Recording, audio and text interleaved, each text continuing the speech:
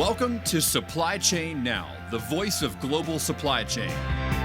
Supply Chain Now focuses on the best in the business for our worldwide audience, the people, the technologies, the best practices, and today's critical issues, the challenges and opportunities. Stay tuned to hear from those making global business happen right here on Supply Chain Now. Hey, good morning, everybody. Scott Luton and special guest host Tony Sciarrotta here with you on Supply Chain Now. Welcome to today's show. Tony, how you doing? Doing great today, Scott. Doing great. Well, so I am too. We've got a big show today. We're talking with yet another business leader doing big things, especially when it comes to the retail world and beyond. And of course, Tony, we're continuing our reverse logistics leadership series here at Supply Chain Now. Are you ready? Are you up for this, Tony? I am so up for this, and I'm getting ready to head out of town and speak somewhere else. So it's just an endless world of getting to talk about this stuff. And we have such a great series, Scott, over the last couple of years, few years now. And, the one broadcast that actually pays attention to that dark side of retail. All things reverse logistics. Well, the beat goes on, as you're alluding to, because we've got a great guest here today. I want to welcome in Michael Prince, Vice President of Returns and Quality with Walmart. Mike, how you doing? Hey, Scott. Good to see you. Tony, great to see you again as well. Well, so Tony, we have really enjoyed our pre-show conversation with Mike, and I wish we had like 6 hours with him here today. He between what he's done personally and professionally, a lot to get to. But I want to start, Mike. You know that we like to kind of get to know our guests first, especially with that little question, hey, where did you grow up? So, Mike, how about it? Yeah, I appreciate that, Scott. And first off, congratulations to you. I've had the chance to listen to a number of your episodes and saw you're coming up on your 1,000th episode, or it's actually happened at this point, correct? That's right. That's right. Thank you. Yeah, Mike. that's pretty incredible. So, well done to you, and a really interesting podcast. I've enjoyed the chance to listen to it. Man, that makes our day, our team's day here. And I'll tell you, Mike and Tony, I'll often say that podcast numbers or episode numbers don't mean anything except maybe to the content creator, right? But yeah. I feel every one of those episodes, and I tell you what, thank you for the acknowledgement, and I look forward to our chat here today. So, growing up, yes. we had an interesting little segue in our pre-show conversation. Yeah, so grew up was born in Holland, Michigan. It's on the west side of Michigan. So my family heritage is Dutch. I unfortunately don't speak Dutch, but I saw that being on that side of the state. And if you've been over there, my grandparents had a windmill in their front yard. They have tulip time. It's a really interesting community. I know, Tony, you have some Michigan roots. Have you been over to Holland? Absolutely. The Holland Tulip Festival is is so cool, and it's amazing, and it's big, and it's gigantic. Yeah. It's a great event every year in the spring. It is, and we would joke, it's hard to time the tulips every year because you don't know when they're going to bloom. So they would refer to it as the STEM Festival if they got it on the wrong time, either a week early or a week late. I had wooden shoes from when I was a kid, the klompen dancers, they call them, and they do traditional Dutch routines and things. So that's really kind of my lifeblood there. I lived there till I was 5, and then we moved over to the east side of Michigan, to Brighton, Michigan, where I grew up. Did 1st through 12th grade. Was really into sports. Did soccer, baseball, basketball, golf. Really, golf was probably my primary sport. Being over there as well. So, Mike, do you still play? I do. I like to play as much as I can. That's hard. I have 4 kids, and we have a lot of activities that we do. I'm not sure how I convinced my wife, and she's great for this. We built a golf simulator in our attic, so I'm starting to pick that up a little more. It shows movies. The kids can play Xbox on it. It's a phenomenal addition to have to the house. So that's been a lot of fun and helped the golf game more than I've been able to play in the past. That is awesome, Mike. As a big Golden Tee fan back in the day. Yes, Golden Tee. Golden Tee's phenomenal. I love that game. All right, so we're going to have a lot of feedback around that, I'm sure, from across our listenership. So speaking of sports, as we're getting to know Mike Prince with Walmart, so I understand in our due diligence up front, you're a big Michigan fan, right? Big Blue, Detroit Tigers, Detroit Lions. You're fans of all these teams, but what is one of your favorite all-time teams? One of my favorite all times, and I wish they'd made it all the way. But the '06 Tigers were a phenomenal group. They had, if you remember, Justin Verlander, Maglio Ordonez. They had a Jeremy Bonderman. They had a group that was just set to win a World Series. And I think that the memories of the team are great. But going with my brother and dad to the games and really the whole family element of that with friends is really what I remember the most. And that was an incredible group. They unfortunately fell to the Cardinals. I'm sure there's some Cardinals fans out there that also remember the '06 World Series very well. But that was a great team. Excellent team, and of course Verlander's still pitching. He's going to pitch maybe into his 60s. Yeah. So Tony, he dropped some sports history, especially for folks that are big Michigan team fans. What about you, sports wise? What's your favorite team? Well, I think I got a few years on Mike, so I get to go back and say, well, actually, I was around for the '68 Tigers and what they did, and that was great with Willie Horton and some of those Mickey Lolich, some of the great classic players. But '84 is still my favorite. The duo of Alan Trammell and Lou Whitaker at second and short, and Lou just got his number retired this year at Tiger Stadium, the new Tiger Stadium. Really cool, and I was there for it, and I was a little older, so I could understand a little bit more of what was going on. But phenomenal '84 Tigers. Love that. Sweet Lou Whitaker, I believe. And those '80s teams, of course, Cecil Fielder. I think we've talked before that all those home runs he hit, including those one or two that left the park entirely. And then, of course, Rob Deere. Yeah. I think one of the few catchers or baseball players that's maybe struck out 300 times in a season, it feels like. But when he connected, that ball was being launched to Holland, Michigan. So, well, thank y'all, Mike and Tony. I love looking back at all these great sports teams. It's such a great departure from some of the stresses of industry, right? And we're going to make a visit, Tony. Let's add it to our list. We're going to make a visit to that golf simulation studio at the Prince household. All right, do the next one there. That's right. So, all right. So speaking of departures, I'll tell you what, the last couple of years, we all probably have found different ways to, take that mental break from a lot of the challenging backdrop that we've all been experiencing. But if you go looking for it, there's been good news, right? And there's going to be lots of developments that have come to the surface in the last couple of years that will continue to pay dividends and change how we do business for years to come. And that from the way I look at it, that's definitely good news. So those Eureka moments, Mike. So if you look at the last couple of years, a Eureka moment that really is maybe related to leadership or supply chain or life in general for you, what was one that comes to mind?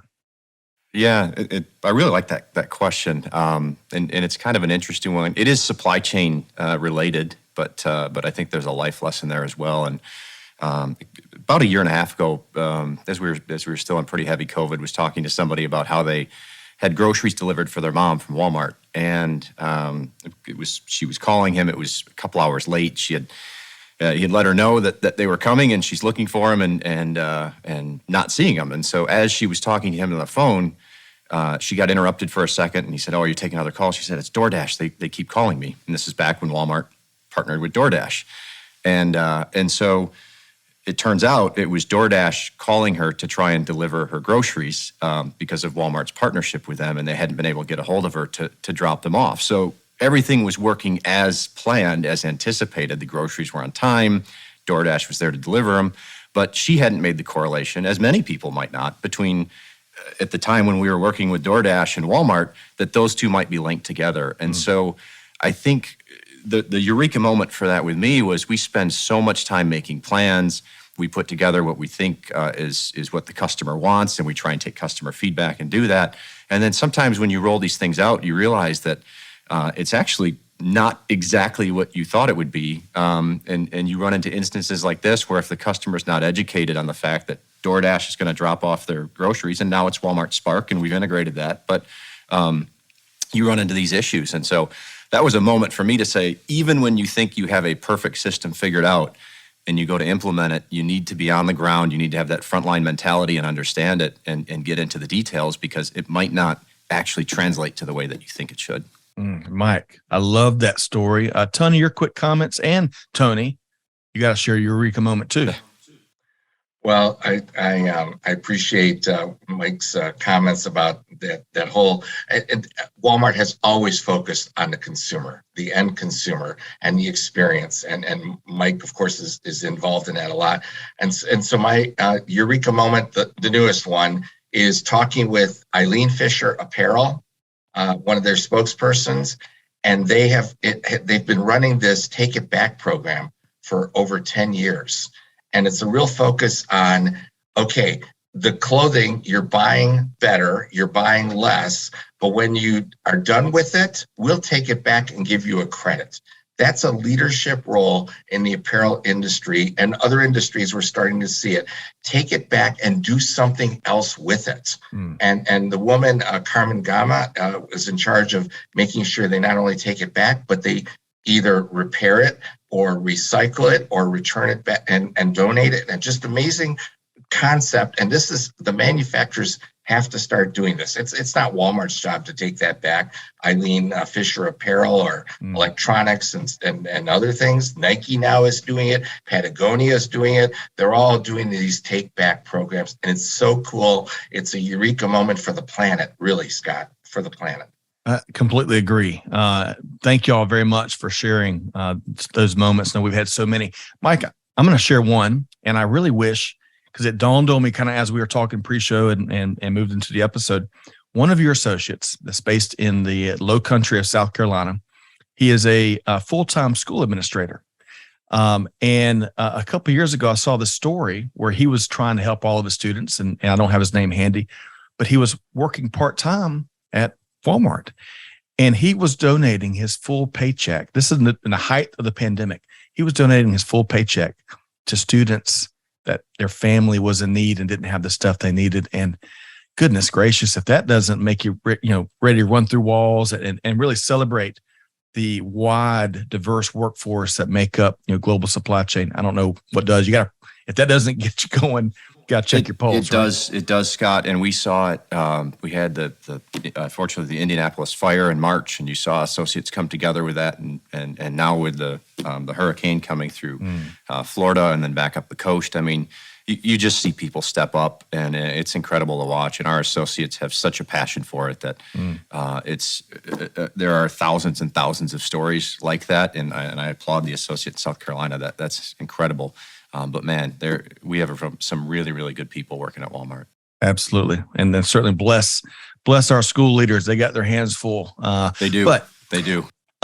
So kind of moving right along, we want to dive into the craft, as one Greg White has put it. And I want to break this up. I want to kind of get your general thoughts on what we're seeing in industry, and then we're going to talk more about Walmart, of course, and all the cool things you are doing there. So generally, when it comes to trends in the reverse logistics and returns management world, what are some of the things you're seeing there, Mike? Yeah, I think what we're seeing in general is returns are getting a much bigger focus by companies today. And if you look at the market, it's about a $550 billion market today, going to $800 billion in 2027 globally. And what that means is those are costs that companies are paying. And so returns have always been a cost, but now they're really becoming a cost. And companies are having to look at what their infrastructure and ecosystem looks like. And it's not something you can brush aside anymore. I saw one stat from the Retail Federation, 10.6% return rate in 2020. 16.6% return rate in 2021, and that number is anticipated to just go up. And so what was something that you could kind of, something short of brush under the rug and just say that's a cost of doing business and just handling returns at the basic level.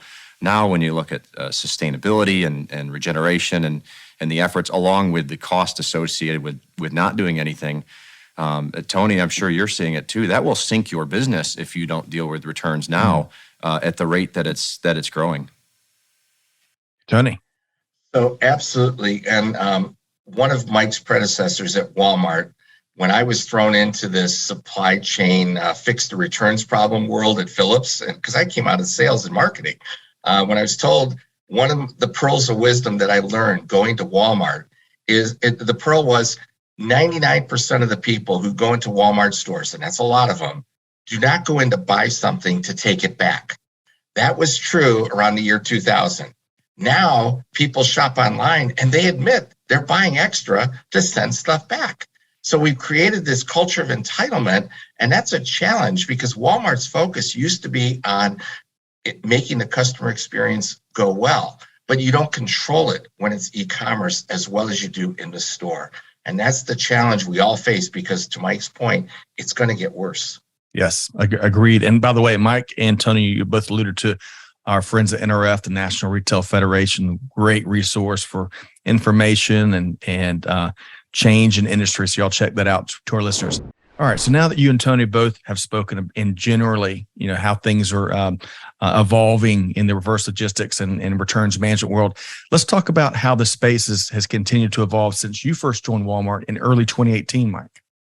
Yeah, there's some pretty exciting things that I've even seen Walmart change since I've started here. And the first of those is Walmart Restored, which you probably saw launched just a few months ago. And that is where we take certified, refurbished items and we put them back on the website, and customers can purchase them at a discount and get a great deal on something like an older model iPad or even some newer items as well on some late model electronics.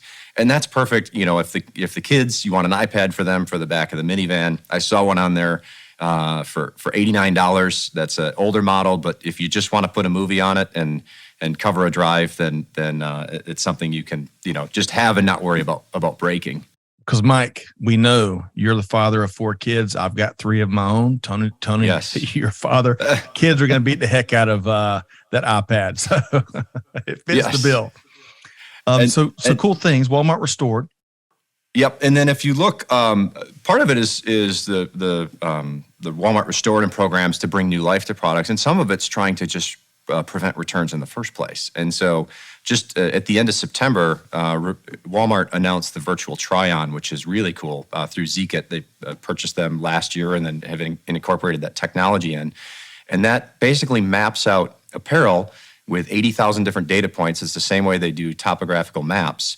And we have over 120 models online. It was first 30, then 50, and people kept asking for more and saying, I love this. I can look for my body style, and I can map these clothes to how it will actually fit on me. And this isn't like, you remember the flannel graphs from church or elementary school where, right. You basically had the gingerbread man and you stuck a shirt on them and right. you could change it all around, right? This is not that. This is a program that actually maps it to the body styles of our customer, and they get to see it. And the intent is nobody wants to return anything, to your point about the 99%, right? You don't buy something online thinking, hey, I really hope I can take the time to bring this back.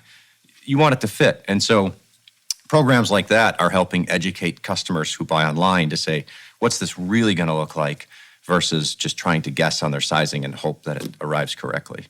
Mike, I love that. Let's get to Tony. We've covered a lot of ground in this evolutionary journey of this space. Your quick thoughts on what Mike's sharing.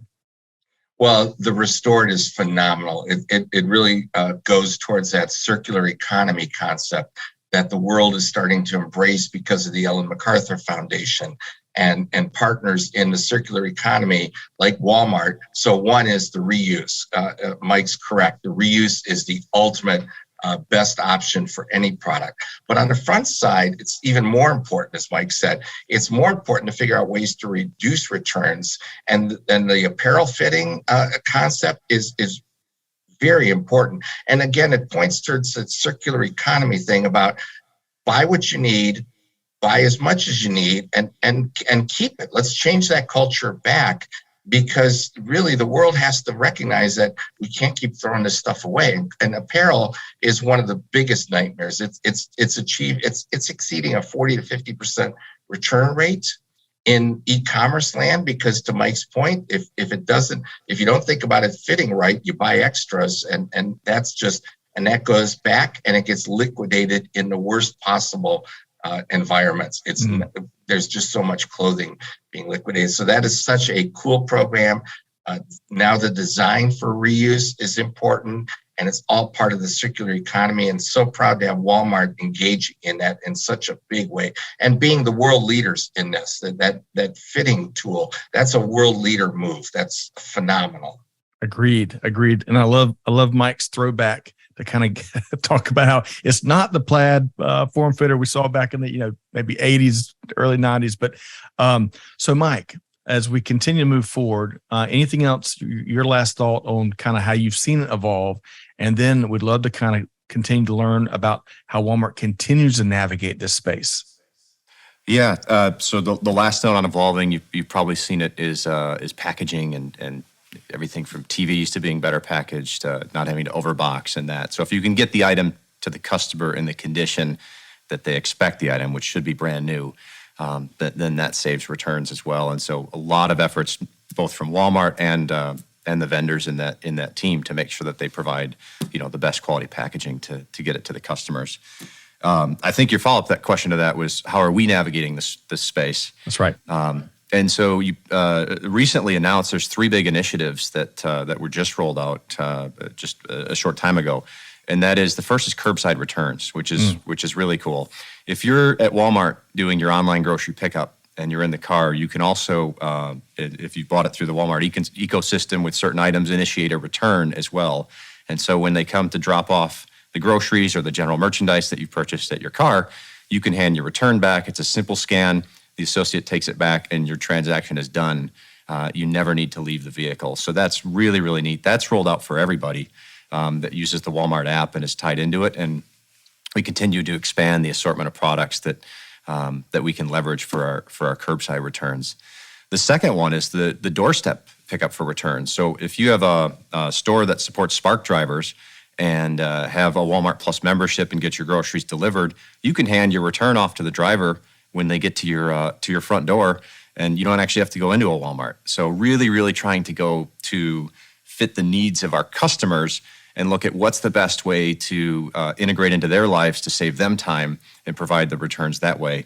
And then the third one is, we've all waited until later in the holiday season to buy, because you don't know if you're going to be able to bring it back, right? You're trying to time Christmas or whatever holiday it is that you're celebrating, so that you buy the item, but you're in the 30-day window in case they want to bring it back, and then you're trying to navigate that. Right. And so what we're doing at Walmart is, anything purchased after October 1st, so we're in it right now, through the end of the year, can be returned through January 31st. So it's our no worries holiday guarantee.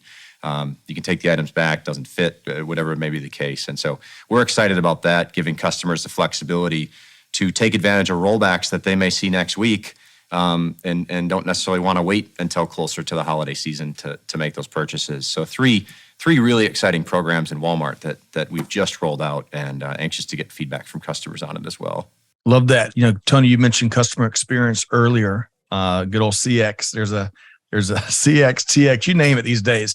But I really appreciate how those measures will drive enhanced customer experience. Tony, your comments on those 3 big initiatives. Well, the customer experience is the driver, and Mike, we've talked about this before, but nobody really surveys customers on why they do returns and gets honest answers, because you generally get the answer that they think is least offensive or least get them in trouble, unfortunately, because people don't want to admit that they bought the wrong thing.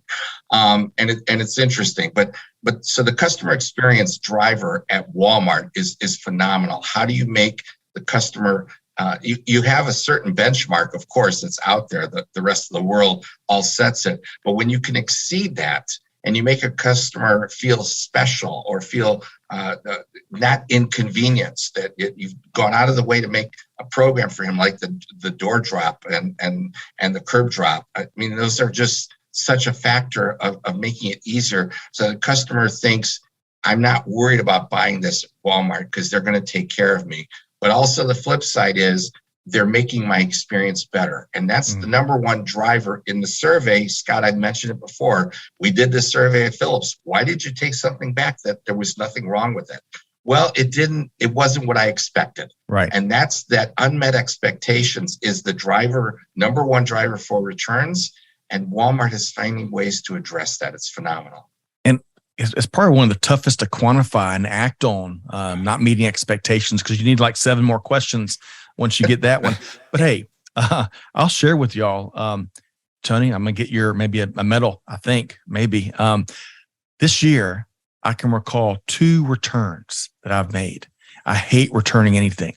And one of those returns, sometimes Mike and Tony, I don't know if you are like me, if you find like a pair of shorts that you love how it fits and it's very functional, I'll go get a couple in different colors, right? Well, I found this one short and I loved it, so I went and bought a few more. Well, one pair was snuck in maybe on the same rack or something, and it must have been like a 3-inch long short, and that. I like shorts, but those are a little bit too short, and I wanted to spare the neighborhood. So that was one of my 2 returns this year. But, I hate making returns. And I think if we can, as consumers, consumers play an active role in global supply chain, and certainly, of course, in reverse logistics and returns management, the more homework we can do, and then, making the right purchases. Sometimes you're still not going to make the right purchase, but taking care of those products you are going to return so that, there is an additional someone else can enjoy them, right? But commentary aside, before we move on, because we're going to talk about startup mentality here in a second, Mike, I want to make sure to give you the last word. I love the change y'all are driving in industry. And as Tony mentioned, that customer experience is certainly driving a lot of these initiatives. But your last comments around these exciting changes you are making at Walmart to serve the customer even better. Yeah, I think Scott, we're super open to feedback, and we look at our NPS scores and we look at the customer experience, and we know that to the comment earlier about the Walmart delivery, right? If we need to figure this out and we need to make it as great of an experience as possible. So if you have a great experience, let us know. If you have a challenging experience, let us know. We need that feedback so we can continue to look at it, because it is an omni world. And there are a lot of different ways to service a customer that we didn't have, even 10 years ago, and especially 20, 30 years ago. It used to be very straightforward. You go to the store, you bring something back if you didn't want it. Now that's changing across the board. So we have some great teams working on some incredible solutions, but we're going to have blips in the way, and we need to understand, what's the feedback on that and how can we keep improving it. Love that. Really, it is an omni world, isn't it, Tony? It is, and Scott, I have to remind Mike that his company has been a leader for 20 years in making it a frictionless return because of a program produced by one of our members called Incom, where it's a serial number tracking. So when they sell something at the point of sale, any product with a serial number, it's captured at the point of sale at the register. And when a customer brings it back to the return desk, that clerk is able to scan the model, the serial number, and confirm and validate the purchase. When was it bought? Where was it bought? In some cases, it didn't come from Walmart. In some cases, it may have come from a flea market or a pawn shop, and people are trying to sometimes return those things. But the convenience of scanning a serial number at the return desk and knowing exactly when it was bought and where is just makes it easy for their customers to have a fast process through that line. And because everyone shows up without a receipt, right, Mike? They don't want to show up with a receipt for a return. Well, another inconvenience, but they fixed that. Yeah, and as an extension of that, Tony, the Walmart app is phenomenal. If you haven't used Walmart Pay and tied into that ecosystem, you don't have to worry about receipts. It's all in there and tracks it for you. And that's what enables things like our curbside returns, right? If you buy it in the app, we have all the information. They don't have to process a receipt in the parking lot. You have your barcode, you're ready to go. So yep. I think in today's world, the app is absolutely the way to tie into that. And if you add in Walmart Plus and the benefits, anytime you use Walmart Pay, your benefits are applied automatically. Interesting. Tony, I love that word you use, frictionless. It's one of our favorites. That and orchestration, synchronization, to all of it, highly relevant in the last few years for sure, for all time, but certainly the last few years. Okay. So I want to shift gears. So Mike, I really appreciate you sharing those initiatives there and looking forward to maybe having you back on to kind of learn how they've rolled out and some of the feedback you've gotten. And I love also that you seek out feedback. You're very deliberate about that. That's so important, whether you're in retail or other parts of global business.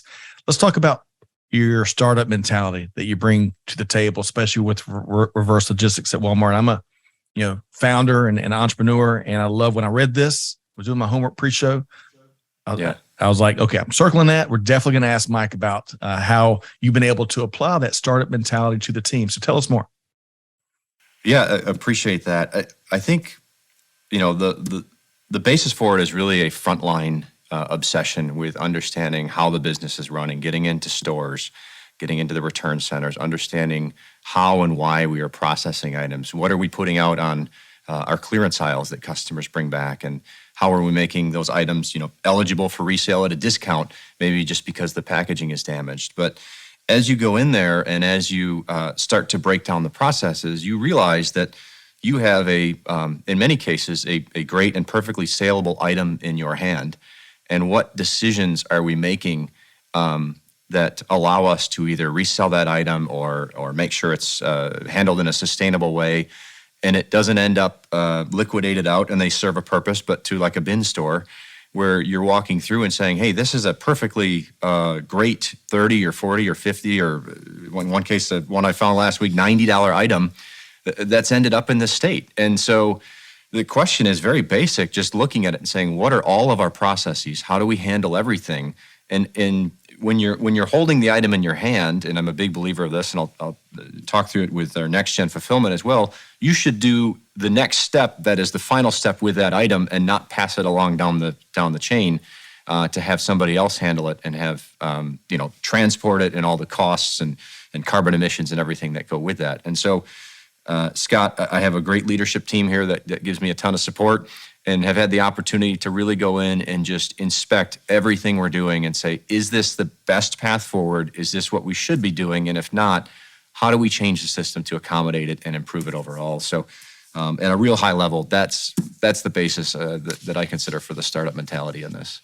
I love that. Tony, I'm gonna get your comment in a second, but as a I've got practicality in my soul. I gave my future wife, Amanda, one of our earliest dates. I noticed that she didn't, she was running in the rain as I dropped her off one time. So I gave her an umbrella for Valentine's Day, and I'll never make that mistake again. But that's kind of where my mind is. Very, practical, hammer, meet, nail. But Tony, speak to that, how he described that startup mentality. Well, it's important. And again, I am really proud of having worked with Walmart for so many years, because the people there have this culture of doing things new. And it's amazing because they're kind of one of the world's biggest companies, but they're not stagnant or stale. Bringing Mike in from the outside is an example of we want to keep advancing. We want to keep doing things. So it's part of that whole culture and that Mike's referring to, that the startup mentality is part of their culture. No one sits on their laurels at Walmart, and people don't understand that. They think of it sometimes what's been called the evil empire, and things like that. It's just, it's crazy. It's being big doesn't mean you're evil or that you're stagnant. And the progression is amazing at Walmart. Look at all these things that Mike's talking about that they've already done, and they're thinking about more that they can do. That's such an important aspect for a major corporation to be able to move. It's not necessarily that Walmart's more nimble than others, but the culture is focused on how do we make it better, keep going. And I love that approach. And it's startup, but it's also just a reach for excellence. And that's something I appreciate. And when I met Mike in person, it was great. We were in Nashville for this our leadership summit of the leading thought industry leaders in the return space. And clearly the passion is there with most of these people. And it's amazing because Mike, I think you and I didn't grow up to become reverse logistics specialists. We didn't go to school for that, right? You go to University of Michigan, you don't think about becoming a reverse logistics person or a returns person, but somehow that passion comes there. It's great. Tony, there's so much I want to speak to in your answer there, but I'll start with saying this. The only evil empire I'm aware of is the New York Yankees. So just kidding to all our Yankees fans. Hey, it's amazing to see the year they've had. And of course, Aaron Judge.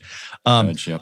All right. So moving that aside, and Mike, we're going to talk about next generation in a second. Do you want anything you want to speak to in terms of Tony's comments there, especially about the importance of not sitting on your hands and being stagnant, because that continuous improvement journey, there's no finish line, right? Right. There isn't. And And just like talking about the curbside returns feedback, we're continuously looking at how do we get these items back in our customers' hands if they need to be refurbished or restored.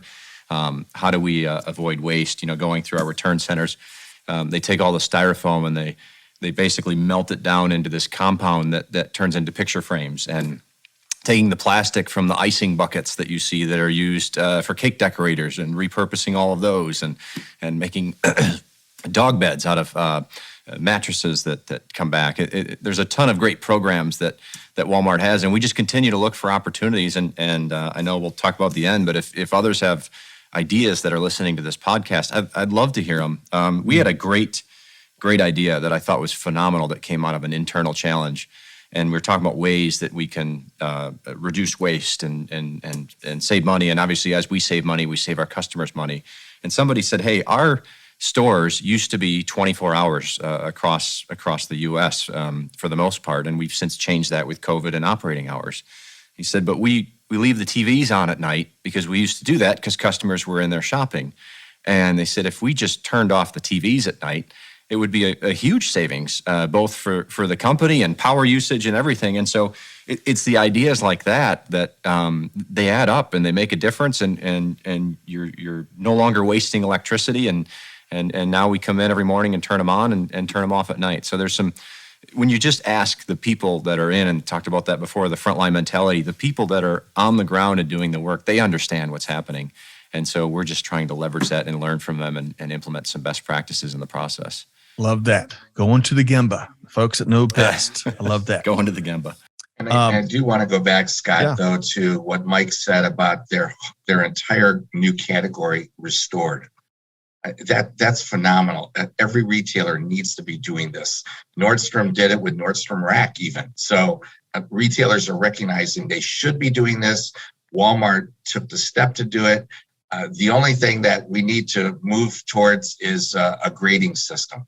And that hasn't been standardized yet. That's one of the things that an association like the RLA can do. CTIA does that for cell phones. They actually have a grading so that the consumer can look online and a grade A, they'll know what it means, a grade B, etc. Now, with Walmart, you always have the confidence that they're not going to sell you something that is broken. That's the easy part of a restored. But we are starting to get new terminology that we love. Pre-loved, vintage articles, and we've got to come up with new terminology because millennials like this stuff, Mike, and you've opened up an entire new marketplace with this secondary opportunity, the restored Walmart goods. That's just so important to recognize and focus on. I want to just make sure they have that. I love that. And yes, vintage is all the rage these days. It is amazing. We'll have to have a whole separate show to dive into that trend. I love it. So I want to go one more place. When we talk supply chain with Mike Prince, with Walmart, and Tony Sciarrotta with RLA. I love this news when it comes to next generation fulfillment centers. So Michael, you led the development of these centers. Can you shed some light on that and speak to how it fits into Walmart's overall omni-channel strategy moving forward? Yeah, these are pretty incredible buildings. We announced it in March, and really the core behind them is they take a 12-step process, which is the traditional manual e-commerce fulfillment, and it cuts it down to 5 steps. And it's a highly automated process that makes our associates' jobs better. It really levels up their work. We bring in more technicians. It's an automated storage and retrieval system, and brings the goods right to the packer. What I talked about before, though, with having the item in your hand, it's the 3rd step of that process. So the first step is you take it off the trailer and unload it. The second step is to decant it into a tote. The 3rd step is really the incredible unlock for this technology. The item, when the order goes through, is in a tote in the automated storage and retrieval system. And that item or multiple items will be sequenced and sent to a pick station that has a box arriving that's a right-size box at the exact same time. And so the person picking the order will pick it out literally from a tote above them and drop it into the box below them. And the box is built so that if you order 3 items, it takes your 3 items, and if you play Tetris, it puts them in basically a huge number of iterations of Tetris and says this is the best way to put the items in, and then you seal the box out, you send it out, it's sealed as step 4 and put on the trailer as step 5. And so this tech, better density, faster orders, you can go closer to the deadline for cutoff, so it's better service. It unlocks so many things, and we're super excited about it. We just launched our first building in Joliet, Illinois. May have seen the announcement on that last month. Went out live with outbound orders, and then Indy, Philadelphia area, and Dallas Fort Worth area are the next 3 that are rolling out. I love that, and as you alluded to, if I was seeing this earlier accurately, a lot of hiring, a lot of high tech hiring. Yeah. This initiative and others, right?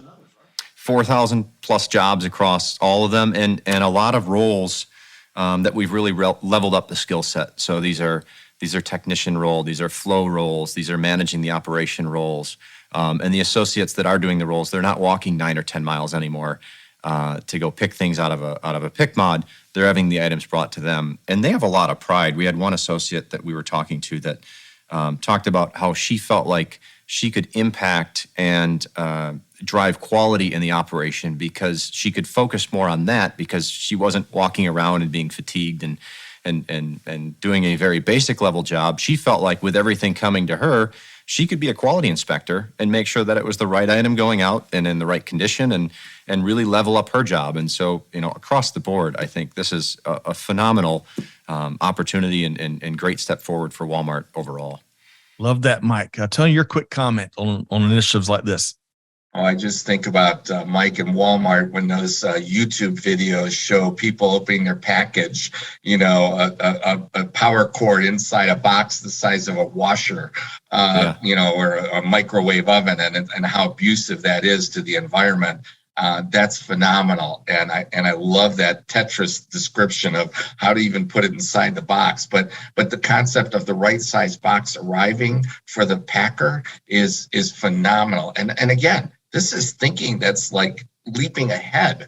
We're not just sitting on our hands with what we've got, but what we're going to need and get there. And Mike, and the respect you have for your employees, it always comes through. To me, looking from the outside, listening to your stories and others about the fact that your staff doesn't have to walk 9 miles a day anymore, and the fatigue factor and how that improves them as people and as performance improves, because these are things that clearly thought leaders, industry leaders are looking at and saying, this is great. This is what we can do. And the results are obvious. So it's just phenomenal. Agreed. Digital transformation, some folks have misconceptions around how that's playing out. But Tony, to your point, when applied correctly, it's really making team members' jobs easier and allows them to do more. Mike, shared an example of that. And it's creating doors of opportunity for members of the workforce, at least from where I sit. Okay, as much as Mike and Tony, there's so much I want to get to, but I want to be very respectful of time. I want to kind of come down the home stretch with one of my favorite questions we pose to people in many of these interviews, and I'm going to paint this picture. And Tony, I'm probably getting the hotel wrong, but the Waldorf Astoria, right? Iconic hotel. Whenever I think of hotels like that, I think of these grand ballrooms, right? Massive. They've got all the nice furniture, and there's a big keynote podium. So Mike, in this example, you've got the captive attention of, we'll call it thousands of new college graduates, or maybe professionals just getting into their career, and they want to enter global business, move up the ranks, do big things, just like you and Tony. So Mike, what would be your best piece of advice to them? Yeah, I love that question, Scott. And I think I'd give them two. The first one's probably a little non-traditional. And then I think the second one falls more in line. But the first one is, and I had somebody tell me this early as well, is start putting away and allocating your savings and open your 401k and use a Roth and use the mechanisms that are in place, because you have time. You have 45 years until you're going to retire. And if you do that now and you build that up, then if you decide at 45 or 50 or 55 that you maybe aren't in the career you want to be in and you want to go do something else, you've given yourself a foundation that you have that flexibility to go do. So that would be my first bit of advice. And then the second bit, Tony, you touched on solving hard problems in one of the last podcasts. I think that was great, and so I won't elaborate on that one. The one that I will talk on is continue to read and educate yourself and utilize the knowledge that you get. And for example, Getting Things Done by David Allen, if you've read that book, talks about organizing and structuring your thinking. When you go through emails, you either do it, delegate it, delete it, or defer it, right? And if it takes less than 2 minutes, get it done. Clean out your inbox to zero. Set up systems for organization. Similar to the Packers in our next gen facility, and if you think like a Maslow's hierarchy, right? If you eliminate the things that are keeping you disorganized and distracting you day to day, you can think higher level and drive improvements. And so I love to read. Getting Things Done has had a huge impact on me. How Will You Measure Your Life by Clayton M. Christensen talks about, are you spending your time and effort and resources, is it consistent with the person you want to become? So if you say I'm a charitable person, but you don't give time or money or effort or do anything for charity, then by default, you're generally not a charitable person, to put it very bluntly. And so if you want to move up in your career and continue to drive and look for opportunities, then make sure that that's where you're spending your time and your effort and your focus, and you will see good things come from it. So I could go on with a list of great books that I've read, but those are a couple. I love that advice, Mike. Man, I love it. Tony, what about you? What's a new piece of advice you'd like to give some of those attendees at the Waldorf Astoria? I want to expand a little bit on learn to try to do different things. We didn't get a chance to go in depth about Mike's earliest part of his career, where he spent 9 years at the U.S. Environmental Protection Agency, and now he's a leading vice president at Walmart. Who would have thought, Mike, that direction would have happened for you? And I started out in a career being a sales guy, and who would have thought I would become the anti-sales guy, right? I'm looking at reverse sales and how do I stop them from happening? You just never know when you start on the path. You need to try the different things. They may not all work out, but they may, and they may take you in a new direction like they have for Mike and I, where your passion gets a chance to really do something and do something and make a difference. Oh, Tony. Man, you and Mike, you're going to have to go on a speaking tour. Man, quite a 1-2 punch. I would just add one thing, to our listeners and again, to those folks that are breaking industry and going to be doing big things. Whenever you hear the phrase, we can't do this or we can't, a lot of times that's some of the best opportunities. So lean into that, understand, and figure out how you can get around those constraints oftentimes, because there'll be some big opportunities. Okay. So, Mike, you and Tony both have alluded to a recent event, a leadership event y'all are both at as part of the RLA organization. Tony, before we go, we're going to make sure folks know how to connect with Mike and the cool things that he's doing and he and his team are doing at Walmart. But Tony, what's the next big thing coming up at RLA? The next big thing coming up is our North America Conference and Expo, February 7th, 8th, and 9th in Las Vegas at the Mirage Hotel. Scott, you've been there with us, and a couple of times. We're going back to the Mirage before it becomes something else maybe down the road. But right now we will have the ballroom stage with some phenomenal keynote speakers. I'm going to lean on Mike for maybe 2024, but in 2023, we will have, amazingly, Nabil Nasser, keynote speaker. He is from the Remade Institute. And how cool does that sound? The Remade Institute of America from the Rochester Institute of Technology. We'll also have a colleague, a counterpart to Mike, Becca Mines, who is end-to-end logistics at Best Buy. So those are our two keynotes. We do a lot of fun things there, Scott. We have the interviews. We are doing that Top Golf charity event, again, Cell Phones for Soldiers. So we make it an important special event. You can be there 2 days and get all the information, but you can come in a day early and get into the charity golf and some roundtables and the women's luncheon event. So that's our big event. We will be back in Europe next year, Scott. And thanks to Mike and many others who showed up, we'll do another leadership summit later in the year in September. We've had a lot of discussion about where we should go, everywhere from Dubai to Savannah to Memphis to New Orleans. We're trying to find the right place to do that, Scott, and we're going to try to get you to some of those events next year again. Love it. Well, say hello if you go to Dubai. Say hello to our friend Kim Winter. And if you go to New Orleans, make sure I got an invite.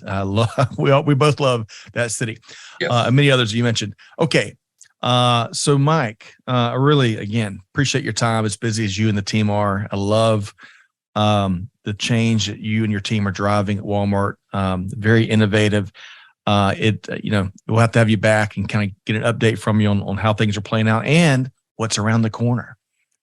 Going back to you and Tony both talking about how, there no finish line in this journey we're on. But how can folks connect with you and Walmart, Mike? Sure. So if you want to email me directly, that's great. Michael.prince, michael.prince @walmart.com. It can be an awkward email or feel like it needs to be very formal, so I'll make it very informal. There's a cool trick where if you hold the Windows key and hit the period, you'll get a full list of every emoji just like you get on your phone. So if you cleaned out your inbox, if you started depositing to your 401k, if you found something interesting, or I'm always open to feedback. If you say, hey, Mike, here's some feedback on whatever you covered, throw an emoji in there to let me know you heard the tidbit and just give me your thoughts. LinkedIn, obviously, the traditional channels as well, but feel free to shoot me a note. I love that. Windows and the period key, right? Yep. And we all love emojis. This is the era of emojis, I believe. Mike, I love that. Really appreciate your time and perspective. Tony, before we go, same question for you. How can folks connect with you and the RLA? Well, Tony Sciarrotta can be a challenging name to spell on LinkedIn. You've got it on the screen, of course, but the easiest way is rla.org. We are the association, not-for-profit association, global. You go to that site, you'll see Walmart is one of our advisory board member companies, along with a number of other major members, and we're on the site. It's easy to find, and it's tony@rla.org is the easiest way without trying to spell Sciarrotta on LinkedIn. But I'm the only one on LinkedIn that's a Tony Sciarrotta, so that makes it easy too. If you do get there and get it together, but tony@rla.org. And please visit the website. I hope I've told your community enough that it is free to join the RLA community globally. There's membership with benefits, but the community is free, and we do a number of things for the community, including an upcoming webinar that touches base on what Mike said. We're using artificial intelligence to optimize returns management. That's our next webinar next week, Scott. Wonderful. Well, hey, y'all check out rla.org, connect with Tony. Make sure you connect with Mike as well. Mike Prince is who we've been talking to, Vice President Returns and Quality with Walmart. Thanks again, Mike. Folks, to our listeners, hopefully you enjoyed this conversation as much as I have. I've got, 17 pages of notes over here. Mike and Tony really brought it. But whatever you do, hey, as Mike said, we're in an Omni world. There are new table stakes. Hey, put it in a headlock and drive change, right? Do the impossible. Do what old Mike's doing at Walmart. And whatever you do, hey, deeds, not words. It's all about taking action. So on behalf of our entire team here at Supply Chain Now, Scott Luton signing off for now, challenging you to do good, to give forward, and to be the change that's needed. And we'll see you next time right back here on Supply Chain Now. Thanks, everybody. Thanks for being a part of our Supply Chain Now community. Check out all of our programming at supplychainnow.com and make sure you subscribe to Supply Chain Now anywhere you listen to podcasts. And follow us on Facebook, LinkedIn, Twitter, and Instagram. See you next time on Supply Chain Now.